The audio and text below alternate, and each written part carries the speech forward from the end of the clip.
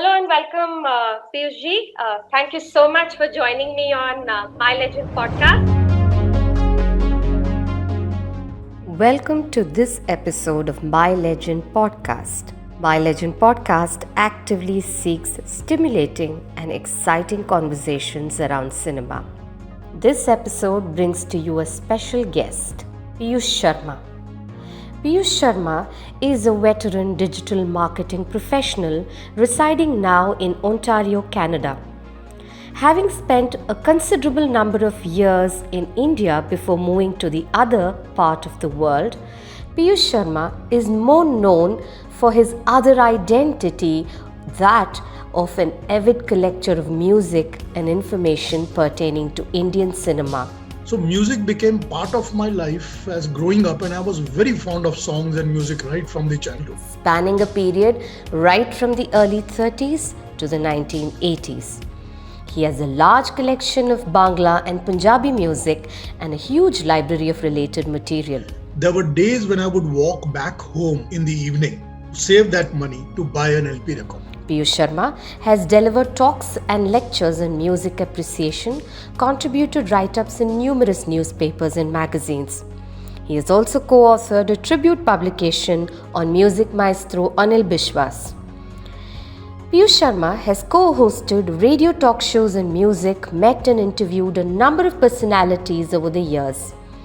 He has been the founder secretary of the prestigious Vintage Hindi Music Lovers Association in Bangalore that honoured Anil Bishwas in the mid-80s. Known as a storehouse of old Hindi music and information regarding music and movies, he has been the consulting editor of Learning and Creativity and Silhouette magazines. So let's welcome Peeyush Sharma.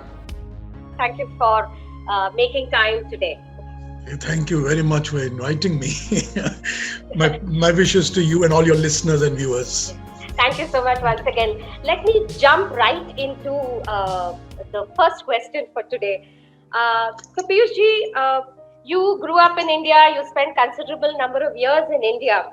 So which were your earliest memories? Where did you grow up and how did you develop this keen interest in music? What were the earliest influences that left this deep impact on you? You see, I was born and brought up in Calcutta, and I belonged to a family of such parents who were movie watchers. So the whole family would go and watch movies. So we would buy tickets, and all the brothers, sisters, all of us, my parents, we would go and watch movie. So that was like in the once in a month or once in 15 days or once in 2 months, whatever was, or what movies they thought that we should all watch, we watched those movies. Also understand that in those years, the movies were like something that family could watch. So most of the movies were like that. So that is where I grew up. My earliest memory of a movie is Howrah Bridge, that Ashok Kumar and Madhubala movie, which I grew up with those scenes in my mind always being there. Though I watched that movie later on again and then realized that this is what scenes I was been thinking about. But that was my first movie that I remember. I had been brought up in Calcutta and I was watching Howrah Bridge all the time in my life, in my childhood also. So it's possibly because of that. But yes, and my mother was a very, very good, accomplished singer.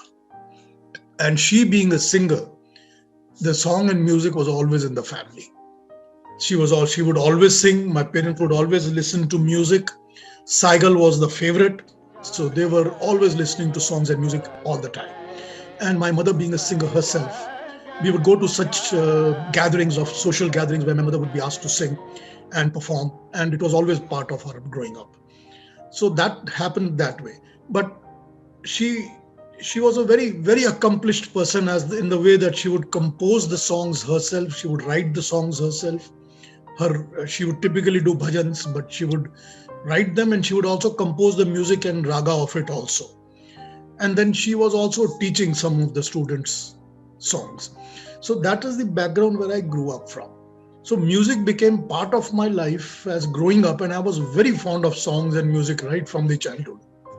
And that's how it is. My mother used to say something to me, which later on when I had grown up, that I have very nasty ears. that means not nasty in the way nasty, but she would say that I would recognize any song and anything always. Even I would point out the mistakes in a song committed by even Lata Mangeshkar. So she used to say that, Peeyush, oh my God, how could you point this out? You are the only one in the world. But you are right. She used to say this to me all the time. So I developed that sort of a knack in my listening, where I could really understand and appreciate music and songs. Though I never had the understanding of ragas, I never had that. I never had any formal things about it. But probably God gifted ears that I have, like people have God gifted voice. So I have God gifted ears. Absolutely. So that is the background I came from. And then I started, when I was a student, you see, when I started working, this was in the years 1972 onwards. I used to get 20 rupees every week as my income. Out of the 20 rupees, I would spend some money in having some side street food. And then the rest of the money I would spend would be buying LP records. That is how I started. Now, there are days where, if you know Calcutta or not, but my workplace was approximately 12 to 14 kilometers away from my home. There were days when I would walk back home in the evening to save that money to buy an LP record. So that's how and then later on, of course, a few years later, cassettes came in. But I had started with the LP records that I was very fond of, and I used to buy. Those days, the LP records used to cost about $35 each, 35 rupees each, 35 to 40 each. So it was like 2 weeks that I had to, or 3 weeks that I had to save the money and then buy one record. And some of the record shops had known me very well. They knew me really very well. They became friendly with me. They knew what I would listen. They would bring out everything to show me. So that's how it all started. And then you become friends with such people who are of common interest with you, who would share and talk about music with you. So that's how it all happened. And so as you progressed, into the 70s, and then you got into work life and into the real world, you took this interest in film music, and this whole passion for collecting, writing about music. You took it to the next level, and you were part of associations such as the Vintage Hindi Film Music Lovers Association. Can you recall that phase and some of the key milestones of that time and the lovely things that you did as part of that association, and your memories of people that you met during that time and songs that impacted you? I used to read also, and I have been a very voracious reader. So I used to read literature, I used to read books all the time. I would every day carry a book with me that wherever I had time, I would grab the pages and I would read. That was my interest.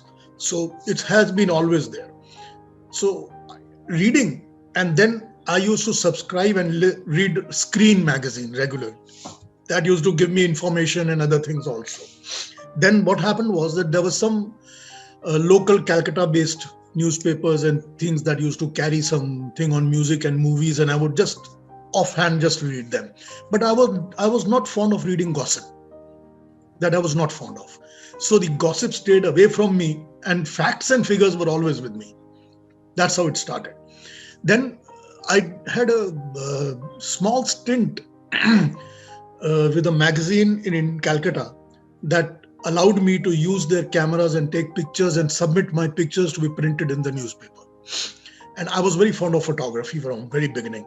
So I used their camera, and I used some of the world's best cameras that were there in their stocks, and took pictures in Calcutta, and I gave it to them, and they published some of them. Most of the pictures they would publish in their staff's name, not in my name, but they would pay the money to me. So I started making some money and taking pictures, and that's how I came to know through them another gentleman who used to do these movie things and all these things. So there was an event on Hare Rama, Hare Krishna. And then there was an event on Ishq, Ishq, Ishq, that Devanand film. That was a very large scale thing done by the statesman Calcutta and the junior statesman, which used to be part of Calcutta. And I came to know a gentleman there who used to talk to me about everything. So when they were designing the publicity material, when they were doing the LP cover and all these things, I was watching and seeing it like with passion. And then he invited me to that show, which was going to be held as a premiere or whatever it was, or a pre-launch of Hare Rama, of Ishq Ishq Ishq. So I saw Devanand on stage, and I saw R.D. Varman, and I had that opportunity to sort of 2 minutes talk to R.D. Varman, and in a crowd, and I was like, in the ninth sky. I was so happy. I never spoke to Devanand, but I just saw him on the stage. But that sort of thing stayed with me. And then I thought that why not write sometimes in the papers? Then I moved to Bangalore. After I got married, I moved to Bangalore.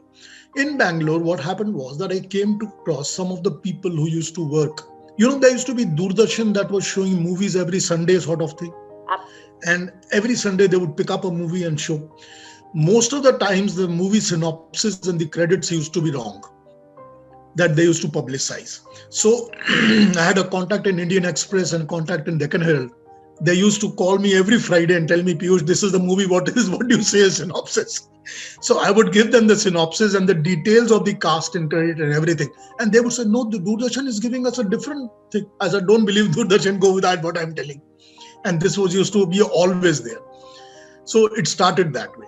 In Bangalore, that is how it started. And then one fine day, the Deccan Herald lady called and said that, why don't you write a small piece on this?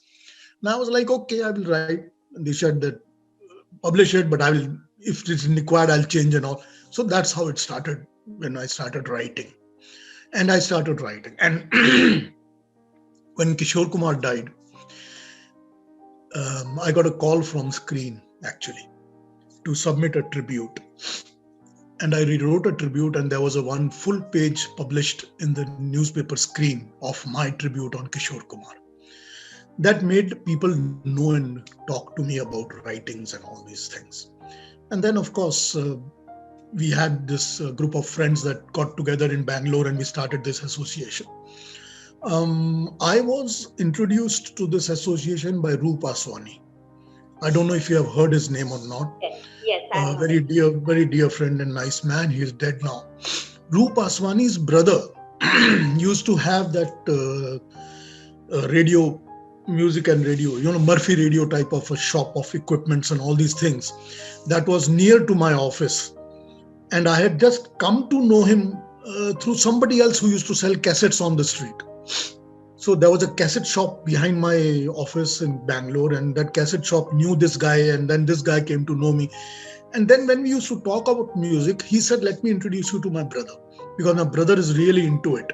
And that brother was Roop Aswani. So one day he brought Roop to my shop, and we sat and chatted. So Roop is the one who actually introduced me to others.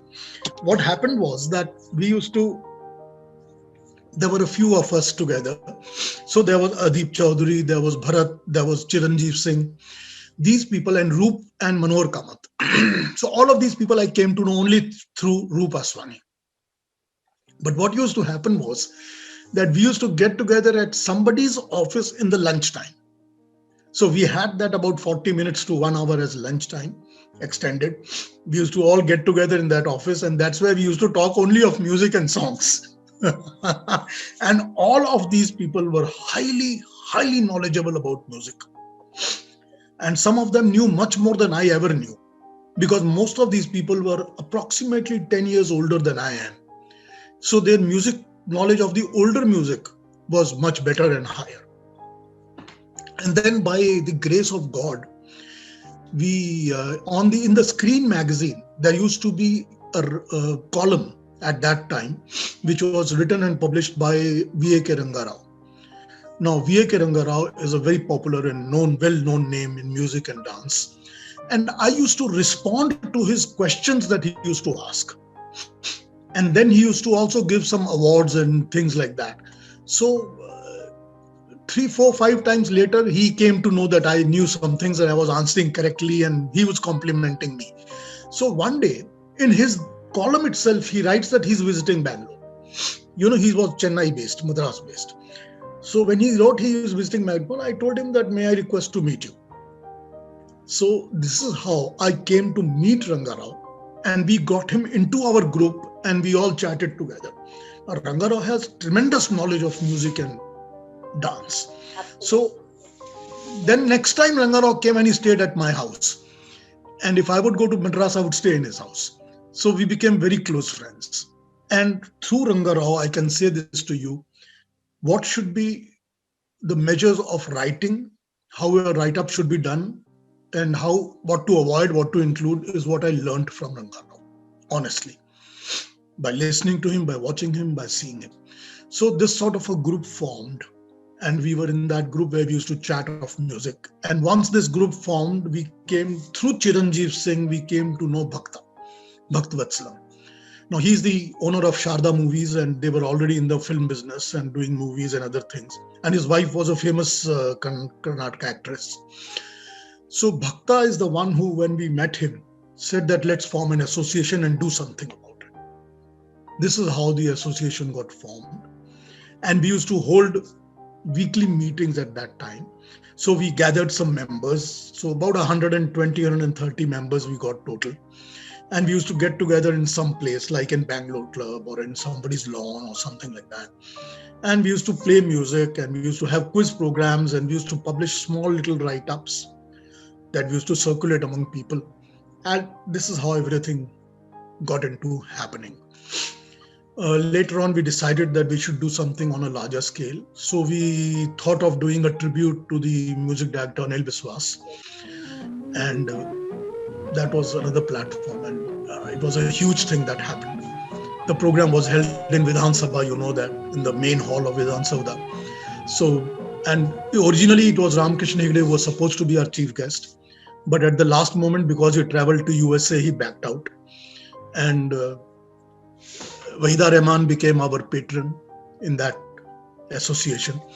And we used to regularly have people who were visiting Bangalore, that music associated, movie associated people. And we would talk to them and meet them and have interviews and all these things. So during those days, I met many such personalities that I was very fond of music. In Calcutta also, I had met earlier also a few of them. Like I had met Manna Dey something like 10 times before in Calcutta before I came to Bangalore. That was a learning experience in my life because we had decided that we would have a few singers, but not our members that would sing Anil Biswas songs on the stage. So we got the board people selected the singers. There were like 6 or 7 of them, but I trained those singers. I trained those singers how to sing and what not to sing and what to sing. So after my training, the next step that I was a learning experience was that we were publishing a tribute magazine. So I had to gather the write-ups. Now started my research work. So I got all the movies of Biswas and how all the songs were done, and we listed every one of them. And then we asked outside people to contribute, and Biswas himself suggested. You see, I was talking to him regularly. I speak Bengali and he speaks Bengali. So we were talking always in Bengali. And he became very close to me, very, very close to me. So he suggested that you contact this person or this person, they can give you some write-ups. And then he said that I will call Lata and she will give you a write-up. So when he called, next I called Lata Mangeshkar and I asked her. I spoke to her on phone for that 1 or 2 minutes. And then I spoke to Talat Mahmood. We called Suraya, she never came on the phone. Even though Anil Biswas had told her, she never came on the phone. And she never gave a write-up or anything. But what happened is that during this research and during the writing of everything, you see, it totally became a different experience for me. Now I was working on a different level. I was working on people's write-ups. I was working on correcting the things. I was working like an editor of the magazine. I was working like somebody who's gathering and redoing the things. And then collecting the information on every song that he has composed till today, right, starting from 1933. It was not an easy job because information and records and details were not available in those days at all. There was no YouTube or no information sessions or nothing like that. So it was a really, really a hectic job and a learning experience for me. And then there was also one more thing that we had about National Film Archives had lent to us somewhere around 11 films that had Anil Biswas music. And for 1 week, we ran those films in two different theaters in Bangalore. One Okay, was and the Badami I House, used I to think. Sorry. Badami House, yes. Badami House was not this one for the public theaters. Public was in two different theaters. Oh, I see. One was in the cantonment area and one was on the Silver Jubilee Park area. Right. So these two theaters were showing like noon show or something like that on Anil Biswas films. And I used to go to see how people are reacting and how people are attending it. They were very well attended. And then, like, in old days, there used to be the songbooks published for films. There used to be like patla, cheap paper type of songbooks that were published way back in the 50s and 60s. Correct. We made those type of books on those films, each one of them, and we circulated them at the theater. Now, all those books were published and written by me. So I did all that job and everything was done. This was really a very large scale learning experience for me, very large scale. Absolutely. Absolutely. Because I was the secretary of the association. I was doing everything that was needed to be done practically on field. This was that happened that time, and it was beautiful. I'll tell you, it was a wonderful experience. It's so lovely to hear these experiences from you, Peeyushji. Great memories and recalls. I'm kind of digressing a bit from this part and kind of, chewing your brains, given your vast knowledge as a film critic and a film historian. Do you also believe that the 1950s were the golden age of Hindi film music? A lot of people have said this, and I have my own personal opinion about that. So do you agree with it? If yes, what do you think? Who's that? There were a whole plethora of composers at that point of time. Would you be able to handpick someone who stood out from the rest? Or is it a difficult choice for you, given the connoisseur that you are? I'll answer it this way. Okay. That the music in the cinema started in 30s. Correct? But the 30s music was primarily based on either theatrical music or on pure classical music or on pure Lok Sangeet. So these were the three sources of the music that were coming to us in 30s. The recording facilities were very basic. They used to have people standing in the streets and recording the songs and stuff like that. And the sound effects were really not good. And they could not accomplish too much of orchestra what they wanted to be with the singers. By the time the late 30s and early 40s started, these things and systems really changed. The studio systems came in.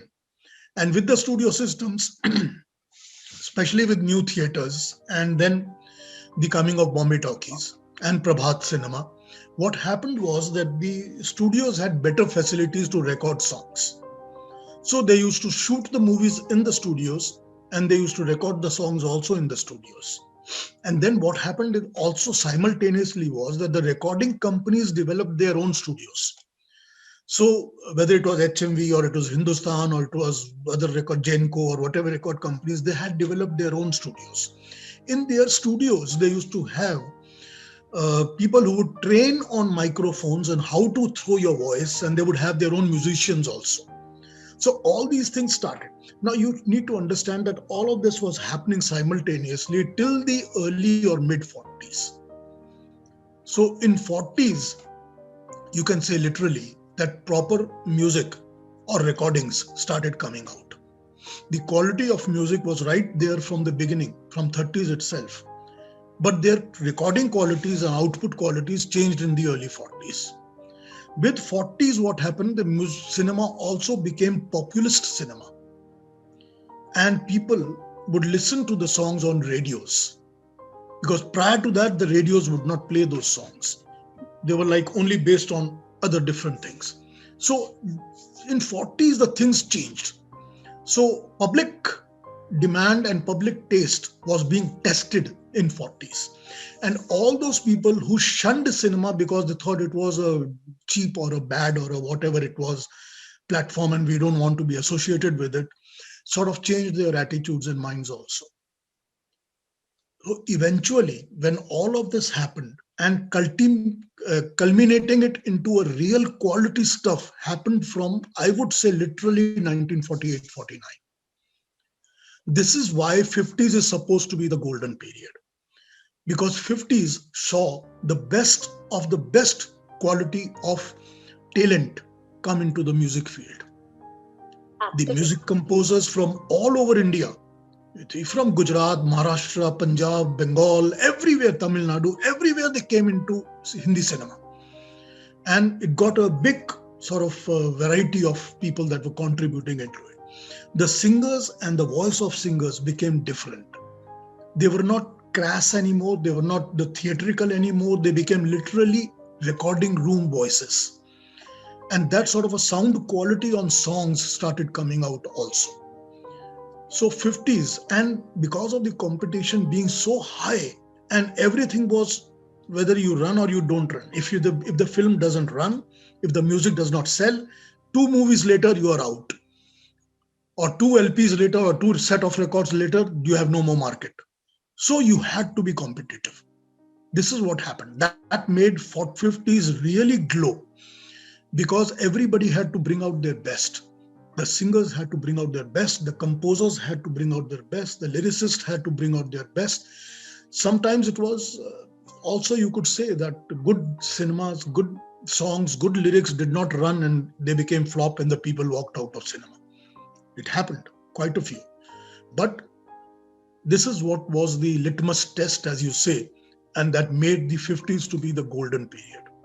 Whatever has happened and gained from the 50s overflew into 60s, still maintaining the same sort of melody and pattern. And that is why 60s is also considered by some people as one of the best music era. Things started changing after 70s. But 50s and 60s represent what we call the golden era of Indian cinema. But 50s, this is why 50s is considered the best, because of these reasons. The music, of course, was very, very high quality in 50s. And it was not only populist, it was also, what do you say, of quality based. They were conscious of what they were creating and composing. And they were answerable, that I can't walk away with just cheap music or whatever it is. So it was very, very concentrated effort that was put on. Favorites is very difficult now, because I might say that when I was growing up, I had some favorites, some not favorites. I would not watch the movies of those actors who were always crying or drowsy or, tragic and all. I was not watching those things. They were not my cup of tea. Correct. I would rather watch the movies of heroes who were jumping around or happy or go fighters, or would take it out on themselves and not compromise with the situation. That is what I would rather watch rather than anything else. Sure. Songs, I heard every type of song. I liked all types of songs. So I had no preference that I wouldn't listen to this one. Today, if you ask me, I really have no favorites nowhere at all. That is the reason is, I have started believing that every one of them, every singer, every music composer, every lyricist, every film star, they have all done wonderful job for my pleasure. they dance on the screen so that I can enjoy it. They sing the song so that I can listen to and have a nice time about it. Absolutely. That is what I have come down to. So all of them were good. Some I prefer to listen to more, some I prefer to listen to less, but it's on the mood. That's all it is. Sure. So if you had a certain preference, who would it tilt to? I'm positive. In what regard? Uh, In what regard? In what regard? So suppose you were in a somber mood, whom would you listen to? I would say that when you listen to something, it sets you into a mood rather than the mood setting the songs. Okay, that's that's interesting. So that is what really happens. I mean, I listen to everywhere. Today I will pick up, I'm very fond of KL Sehgal. I'm extremely fond of KL Sehgal. So I would pick up KL Sehgal today and I would listen to KL Sehgal for the next 2, 3, 4 days. Then I would pick up Talat Mahmood one day and I would listen to him. Or if I pick up Geeta, I won't leave Geeta. That's for the next 10 days. Rafi intermittent, I listen to probably all the time. Kishore, I listen to probably all the time. So you see, this is how it doesn't matter to me if I'm picking up somebody in particular as per my mood or not. No, I enjoy everybody. I enjoy Shamshad Begum a lot. So I enjoy all the singers very much. You cannot pick and choose that that this is my today's favorite or tomorrow's. No, I really enjoy and like all of them. Absolutely. So you do not have particular favorites of any of these singers? Do you have any particular favorite songs of these singers? Songs, some of the songs I like, some I don't like. That's always there. Something I think that, okay, they don't make such an impact. But that doesn't mean that I don't listen to them. I will listen to all of them. I listen to almost all the songs and everything I listen to. So that's how it happened. And you know that I used to be, since as I used to collect the records, then I started collecting songs on cassettes. And I ended up having a very huge collection of songs and records. And even though I lived in Bangalore, I would visit Calcutta quite frequently. So there were people in Calcutta who came to know me through that write-up I wrote on Kishore Kumar in Screen magazine. This gentleman who used to be doing music compilations and supplying music to HMV, his name was Vinod Sonthalia. He contacted me. So when I went to Calcutta next time, I met him. He was living in Calcutta. He took me to the HMV studios, and HMV at that time borrowed from my collection something like 10, 12, 14, 15 songs or tracks that I gave to HMV to reissue on LPs and records and cassettes. So that was a very interesting experience, But that's how it happens. And that's how I grew into my contacts and people and knowing more and more and then coming in contact. I met that music director called V. Balsara some 3 or 4 times in this Sonthalia's house himself. And then I used to meet everybody that I had got the chance of. Conducted interviews with Hemant Kumar, with Ravi, with a lot of other people, Shakti Samant, with a lot of other people that ever I could lay my chance myself upon. And we would talk and meet, and that's how it happened. Awesome. Awesome. So I'm again egging you, to kind of give specific names. Like there were a whole set of people, great composers. Like we had the Naushads, we had the Kemchand Prakashes, Shankar Jaikishans, we had the Madan Mohans, we had the who else? S.D. Burman. We had so many people, in the 50s. We had in the late 40s and in the 50s. Anil Bishwas, Salil Chaudhary. We had just so many people. N. Datta. And just if you had to, are you a fan of all their music, or did you have? You can call every one of them. Yes, I'm a fan of every one of them. Each one of them. I can recollect songs. I can recollect songs of each one of them specifically. Give you a list of them, and bring it out from my collection and play for you whenever you want to, and tell you what is the quality of this man or quality of this composer. But if you have to really study and understand the cinema's music, you'd have to pick it up from the periods. So you can understand that when it was the period of 30s, it was Raichand Boral or Pankaj Malik or Timir Baran who were the main contributors. And you listen to their music, you will understand the music of that era and how it was composed and how they were similar or dissimilar to each other. That's how you will understand. But the moment 40s started, the 40s was actually led by Khemchand Prakash and Anil Biswas. And they became the real people who the later on music composers followed and adapted the styles of. And then came in Naushad and Ghulam Muhammad and C. Ramchandra and some more. So you listen to the music of that era, you have to listen to these guys to understand the music and to understand how they became what they became popular and what they gave to the music. And the moment 50s started, then you had a huge group of guys that came in very, very talented, one better than the other sort of people, because they were competing with these old masters who were already established. You see, to compete with Anil Biswas or Naushad was not easy, because they were ruling the roost, they were giving massive hits, very high quality ones. So people who came in at that time were like Shankar Jaikishan or S.D. Burman or Roshan or Madan Mohan. So these were the people who followed suit, and then they became popular and all through, and then O.P. Nayyar. And then all through these 50s, if you listen to these people, you will understand how they composed music, what they did, and how they competed with each other. And then came in people like N. Datta and Ravi and Jaidev and all these people. So they also started composing music. And once 60s started, you had people like Lakshmikant Parlal and R.D. Burman and Kalyanji Anandji, who took it over from there, and they carried on into the 70s also. So that is where whole diaspora stands. And in between, there were people like Usha Khanna and some more such music composers, C. Arjun, B. Bulo Sirani, and many other such composers who was really good. G.S. Kohli. S.N. They were Tripathi. all, sorry? There was, even in the 50s, there was S.N. Tripathi, all Yeah, Chitragupt and S.N. Tripathi. Yes. Very good, very, very good. Yes. They were very good music directors. Absolutely. So, you've just given this entire trajectory of so much of information, Peeyush. What are your closing thoughts on Hindi film music, the future of Hindi film music? And do you wish to continue to do something, or, as you said, you've completely taken a break, or where do you see? I mean, now music now has completely changed. It's very electronic.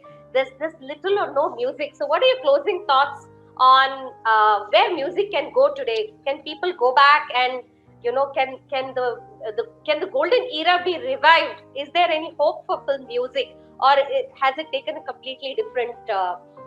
The tragedy is that the companies that own the rights of the music do nothing to promote it. Their marketing is hopelessly bad. They do nothing at all. If they promote it, yes, it will catch up and people will listen to it. The thing that the quality and technicality, that sound was different, is always there. Every 10 years, the sound changes. So, if you want to only stay with the next one that is coming, it is your choice. But if you want to appreciate music, you would have to overcome the lackness in the quality of sound of certain era. If I want to enjoy KL Sehgal, I cannot expect it to be A.R. Rahman type of quality of music. So that I have to understand in my mind before I appreciate music. But if I want to have a choice that I'm only going to listen to the latest music, it is my choice. Stay with it. Nothing tells you that you should not. But if I am a serious student of music and I want to really study the music of the cinema, then I have to shed my prejudices away. That's the only way you can really enjoy music. You see, I had spent 1.5 days in Canada with Amit Kumar and his family. So I took them for lunch, I took them to see a cinema, I took them anywhere, roamed around, talked to them. So I had immense discussions with him about Kishore Kumar also. You know what he told me?